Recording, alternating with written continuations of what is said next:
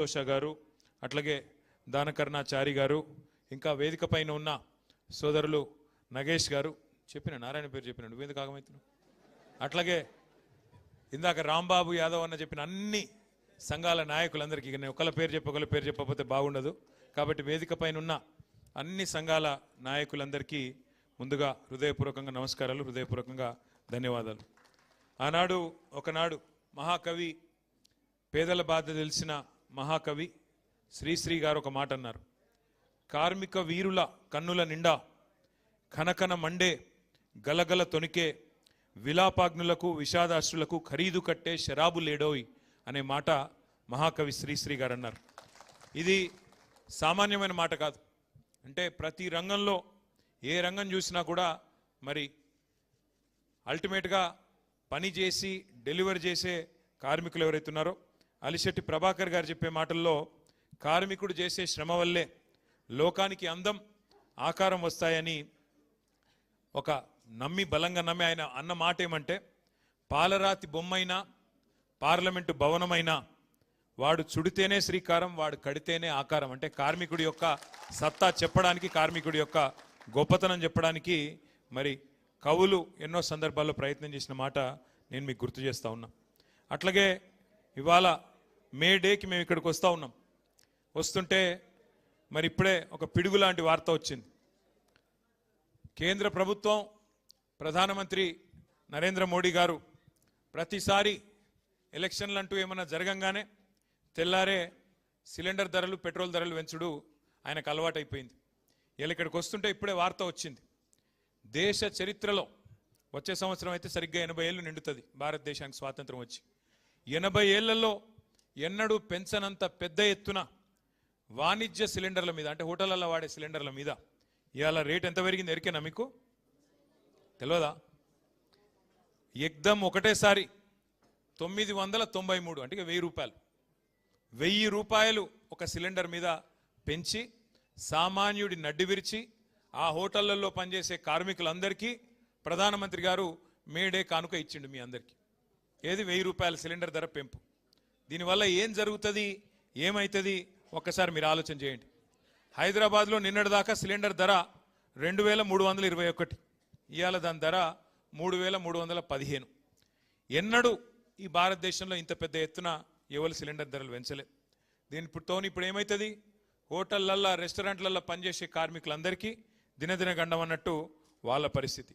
ఇప్పటికే గ్యాస్ దొరుకుతలేదు, అదే యుద్ధం చాలా అయినాక అని చెప్పి చాలామంది హోటళ్లల్లో తగ్గించిండ్రు, రెస్టారెంట్లలో హోటళ్లలో తగ్గించారు, ఏది వండుడే తగ్గింది.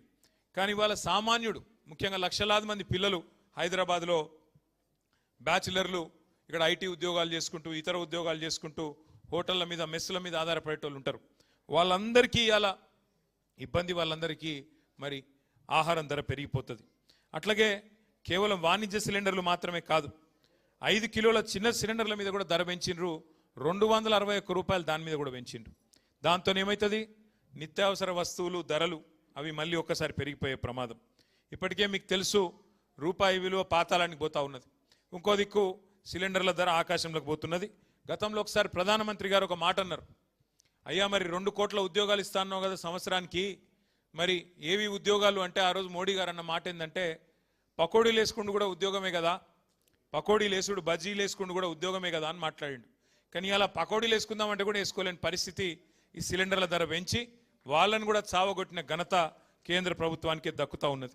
అట్లాగే ఇంకొక మాట కూడా మనం ఈ సందర్భంగా విజ్ఞప్తి చేయాలి. ఇది మీకు ఎందుకు చెప్తా ఉన్నా అంటే, సాధారణంగా ఎన్నడూ ఏ ప్రభుత్వం చేయలేదు ఇట్లాంటి పని, ఇవాళ ఈ కేంద్ర ప్రభుత్వం చేస్తూ ఉన్నది. ఇప్పటికే ముడి చమురు ధరలు పెంచి దాని మీద సెస్సులని, తుస్సులని, ఇంకోటని వేసి 65 రూపాయలకు దొరికేదాన్ని ఇప్పుడు దగ్గర 110-125 రూపాయలకు పెంచినారు పెట్రోల్, డీజిల్. దాంతో రేట్లు అన్నీ పెరిగినాయి. మళ్ళీ ఇప్పుడు సిలిండర్ కూడా పెరిగితే సామాన్యుడు బతికేది ఎట్లా? మరి దేవుణ్ణి నమ్ముకొని దేవుడి మీద భారం వేసి బతకాలన్నా ఏం చేయాలా కేంద్ర ప్రభుత్వం ఆలోచించాలా, మరి ఏ రకంగా పోరాటాలు చేయాలా మనం కూడా ఆలోచన చేయాల్సిన అవసరం ఉంది మే డే రోజు. కానీ ఒకటి మాత్రం వాస్తవం, ఈరోజు కేసీఆర్ గారి నాయకత్వంలో మనం గత 10 ఏళ్ళు ఏ ప్రభుత్వాన్ని అయితే ముఖ్యంగా పేదలకు హితంగా నడిపినాము, ఎక్కడ చూసినా ఉత్తరము, దక్షిణము, తూర్పు, పడమర 4 దిక్కుల భారత కార్మిక విభాగం కలిసి మెలిసి కష్టపడుతూ నిర్మాణం చేసిన అద్భుతమైన నిర్మాణాలు ఇవాళ మీకు కనబడతాయి హైదరాబాద్లో, తెలంగాణలో. 10 ఏళ్ల తెలంగాణ ప్రస్థానంలో రాళ్ళెత్తిన కూలీలకు, రక్తం రంగరించిన కార్మికులకు సదా రుణపడి ఉంటామని చెప్పి శిరస్సు వంచి హృదయపూర్వకంగా మీ అందరికి నేను విజ్ఞప్తి చేస్తా ఉన్నా.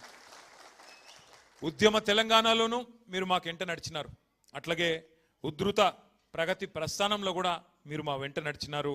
మరి ఉజ్వల తెలంగాణలో కూడా మీరు మా వెంట నడవాలని చెప్పి కూడా హృదయపూర్వకంగా మిమ్మల్ని ప్రార్థిస్తా ఉన్నా. తెలంగాణ సంపద పెంచి దేశం ముందు సగర్వంగా నిలబడే విధంగా మరి నిలబెట్టిన ప్రతి కార్మిక సోదరికి సోదరుడికి సలాం తెలియజేస్తా ఉన్నా. మా జిహెచ్ఎంసి నుండి వచ్చిన మా ఆడబిడ్డలందరూ ఇక్కడ ఉన్నారు. బహుశా నాకు తెలిసి భారతదేశ చరిత్రలో ఏ ముఖ్యమంత్రి గారు కూడా ఈ శ్రమజీవుల విలువని, శ్రమజీవుల వారు చేస్తున్న కాంట్రిబ్యూషన్ను కేసీఆర్ గారు గుర్తించిన వాళ్ళు లేరు. సఫాయి అన్నా, నీకు సలాం అన్నా అన్న ముఖ్యమంత్రి బహుశా భారతదేశంలో ఒకే ఒక్కడు మన కేసీఆర్ గారు. కేవలం మాటలతో సరిపెట్టకుండా కేసీఆర్ గారి నాయకత్వంలో జిహెచ్ఎంసీలో బ్రహ్మాండంగా వారందరూ అడగకపోయినా వేతనాలు పెంచిన రోజులు మీకు గుర్తున్నాయని చెప్పే నేను అనుకుంటా ఉన్నా. మరి 2.5 ఏళ్ళు ఏమవుతుందో నాకంటే బాగా మీకే ఎరక. ఇక నేను చెప్పను, మీకే తెలుసు ఏం చేస్తున్నారు, ఏం చేయలేకపోతున్నారు. ముఖ్యమంత్రి గారు మున్సిపల్ మంత్రి ఇప్పుడు, కానీ ఆయన ఏం మాట్లాడుతున్నారు మా హైదరాబాద్లో 5,000 ఆటోలు ఉన్నాయి, వాళ్ళు సాఫ్ సఫాయి చేస్తున్నారో చేస్తలేరో, ఆటోలు తిరుగుతున్నాయో తిరుగుతలేవో నాకు తెలియదు. ఏది ముఖ్యమంత్రి గారు మున్సిపల్ మంత్రి ఆయన చెప్తున్నాడు, వాళ్ళు చెత్త తీస్తున్నారో లేదో నాకు తెలియదు. గంత తెలియని పరిస్థితులు ఉన్నాడు ముఖ్యమంత్రి. నాకు అర్థం కాదు, మీరు చేస్తున్న కష్టం కనబడతలేదా? అంటే శ్రమను గుర్తించే ముఖ్యమంత్రికి, గౌరవించే ముఖ్యమంత్రికి, మీ శ్రమ విలువ తెలియని ముఖ్యమంత్రికి తేడా ఏందో కేసీఆర్ గారిని, రేవంత్ రెడ్డి గారిని చూస్తే మీకే అర్థమవుతుందనే మాట కూడా నేను మీకు ఈ సందర్భంగా విజ్ఞప్తి చేస్తూ ఉన్నా. ఇవాళ కేసీఆర్ గారి నాయకత్వంలో మిమ్మల్ని భాగస్వాములుగా చేసుకుంటూ ముందుకు నడిచినాం. మీకు యాదికుండాలి, కరోనా వచ్చినప్పుడు ఎట్లాంటి పరిస్థితి ఉండే దేశంలో, గందరగోళం ఎక్కడికక్కడ. అసలు ఎన్నడూ జీవితంలో చూస్తాం అనుకోని దృశ్యాలు చూసినాం. 100 కిలోమీటర్లు పిల్లను పాపను సంకలెత్తుకొని ఒక సూట్ కేసు మీద కూర్చోబెట్టుకొని, బస్సు దొరకపోతే, రైళ్లు లేకపోతే, లారీలు కూడా బంద్ అయితే నడుచుకుంటూ పోయిన రోజులు ఒక్కసారి గుర్తు తెచ్చుకోండి. కొంతమంది ఇక్కడి నుంచి బీహారు, ఒరిస్సా ఎక్కడెక్కడో 100 కిలోమీటర్లు పోయినారు. ఆ రోజుల్లో మరి భారతదేశంలో అయ్యా మేము మా ఊరికి పోతామంటే కేంద్ర ప్రభుత్వం వారు రైల్లో కూడా ఛార్జీలు పెట్టినారు. రైలు వేసిండ్రు, కానీ ఆ రైళ్ళకు కూడా ఛార్జీలు. భారతదేశంలో ఒకే ఒక్క నాయకుడు కేసీఆర్ గారు ఆ ఇతర రాష్ట్రాల నుంచి వచ్చిన కార్మికులను కూడా కడుపులో పెట్టుకొని చూసుకొని, వాళ్లకు జేబులో ఒక 1000 రూపాయలు పెట్టి, భోజనం పెట్టి, చీఫ్ సెక్రటరీని, డీజీపీని రైల్వే స్టేషన్కు పంపించి వాళ్లకు జెండా ఊపి, మీరు మీ ఊర్లకు వండి బిడ్డ, మళ్ళా మెల్లగా తిరిగి రండి, మంచిగా తిరిగి రండి, భద్రంగా పోయి భద్రంగా రండి అని చెప్పి వాళ్లకు ఫ్రీగా రైల్లో పంపించిన నాయకుడు ఒకే ఒక్కడు కేసీఆర్ గారు. ప్రైవేట్ స్కూల్ టీచర్లను కూడా ఆదుకున్న నాయకుడు కేసీఆర్ గారు. ఒక్క మాట గుర్తు తెచ్చుకోవాలని చెప్పి నేను కోరుతా ఉన్నా. హైదరాబాద్లో నాకు చాలామంది మిత్రులు చెప్తా ఉంటారు,